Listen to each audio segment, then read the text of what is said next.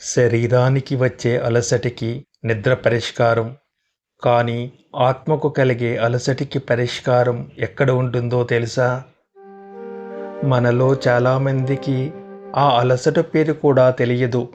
కానీ మనసు మాత్రం శాంతిని వెతుక్కుంటూనే ఉంటుంది. ఏదో తెలియని వెలితి, ఎంత సంపాదించినా తీరని అసంతృప్తి. మనసు నిరంతరం ఏదో ఒక ధామం కోసం పరితపిస్తూనే ఉంటుంది. భారాలు మోయలేక తిరుమల వెళ్తాము. కానీ ఆ భారాలే వద్దు అనిపిస్తే ఎక్కడికి వెళ్ళాలి? భారతదేశంలోని 2 అత్యున్నత ఆధ్యాత్మిక క్షేత్రాలు మన జీవితం యొక్క అంతిమ లక్ష్యాన్ని ఎలా చూపిస్తాయో ఈ వీడియోలో తెలుసుకోబోతున్నాము. ఎందుకంటే కొన్ని యాత్రలు మన సమస్యలను తగ్గిస్తాయి. కానీ మరికొన్ని యాత్రలు సమస్యలే లేకుండా చేస్తాయి. సంసార సాగరంలో చిక్కుకొని బాధ్యతల భారంతో మనసు అలజడితో అల్లాడిపోతున్న భక్తుడికి ఆ అలజడి నుండి శాంతిని వెతుక్కుంటూ వెళ్ళే పవిత్ర క్షేత్రం తిరుమల. జీవితంలో ఎదురయ్యే కష్టాలు, కర్మలు మనలో ఒక తీరని అలజడిని సృష్టిస్తాయి. ఆ భారంతో మనం తిరుమల మెట్లు ఎక్కుతాం. వేల అడుగులు, లక్షల నామాలు, గోవింద అనే పిలుపుతో కరిగిపోయే వేల కన్నీటి చుక్కలు. గోవింద గోవింద అని పిలుస్తూ మెట్లు ఎక్కే భక్తుడికి ప్రతి అడుగు ఒక ప్రార్థనగా మారుతుంది. ఆ మెట్లు ఎక్కేది మన కాళ్ళు కాదు, మన కర్మల భారమే. తిరుమల మెట్లు కేవలం రాయి రప్పలు కావు. అవి కోట్లాది మంది భక్తుల బాధలు, ఆశలు, ప్రార్థనలను నిశ్శబ్దంగా మోస్తున్న సాక్షులు. ఆ మెట్లు ఎక్కేటప్పుడు కలిగే అద్భుతమైన స్థితిలో మన పక్కనే వందల మంది ఉన్న ఒకానొక దశలో మనకు పక్కన ఎవరున్నారో కూడా గుర్తుండదు.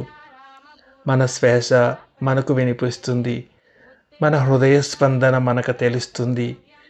ఆ మెట్లు ఎక్కడం అనేది కేవలం కొండ ఎక్కడం కాదు, మన లోపలికి మనం ప్రయాణించడం. బాహ్య ప్రపంచపు కోలాహలం నెమ్మదిగా తగ్గి మనసు ఆ శ్రీనివాసుని నామంతో ఏకం అవుతుంది. కలియుగ వైకుంఠం తిరుమలలో శ్రీనివాసుడు తన కటిహస్తం చూపిస్తూ ఈ భవసాగరం మోకాళ్ళ బంటి మాత్రమే, భయపడకు అని అభయమిస్తారు. మనం సమర్పించే తలనీలాలు మనలోని మమకారాన్ని వదిలించుకోవడానికి సంకేతం. నేను, నాది అనే భావాన్ని స్వామి పాదాల వద్ద వదిలి భగవంతుని సంకల్పంలో నిమిత్త మాత్రుడిగా మిగిలిపోవడం. అందరూ అంటారు స్వామికి అన్నీ ఇచ్చేస్తున్నామని. కానీ నేను ఈ పని చేశాను, నా వల్ల ఇది జరిగింది అనే కర్తృత్వ భావాన్ని స్వామి పాదాల వద్ద వదిలివేయడమే అసలైన సమర్పణ. మనం కోరికలతో వెళ్తాం, స్వామి మన కర్మలను అద్దంలా చూపిస్తారు. అక్కడ మనం చేసేది ప్రపత్తి, అంటే శరణాగతి. స్వామి నేను నీ వాడిని, నన్ను కాపాడు అని వేడుకోవడం. ఆ ఆనంద నిలయం ముందు నిలబడినప్పుడు ఆ కొన్ని క్షణాల దర్శనం మన గంటల అలసటిని మటుమాయం చేస్తుంది. ఆ దివ్య మంగళమూర్తి యొక్క కటిహస్తం చూసినప్పుడు ప్రపంచమంతా ఆగిపోయినట్లు అనిపిస్తుంది. ఆ క్షణంలో మనకు కోరికలు గుర్తుకు రావు, బాధలు గుర్తుండవు.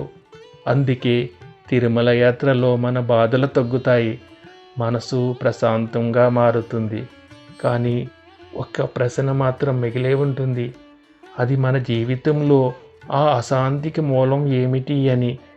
అవి మన కష్టాల, కర్మల, లేదా మనలో దాగి ఉన్న నేను అనే అహంకారమా అని. తిరుమలలో స్వామికి హారతి ఇచ్చే పచ్చకర్పూరం వెలిగాక ఏమీ మిగలకుండా ఎలా కరిగిపోతుందో, మనిషిలోని అహాన్ని కూడా అలా కరిగించే ఆ జ్ఞానాగ్ని క్షేత్రం ఏది?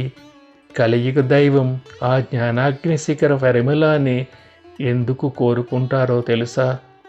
ఆ పవిత్ర క్షేత్రంలో దేవుడు విగ్రహంగా కనిపించడు, జ్ఞానాగ్నిగా మనలోనే వెలుగుతాడు.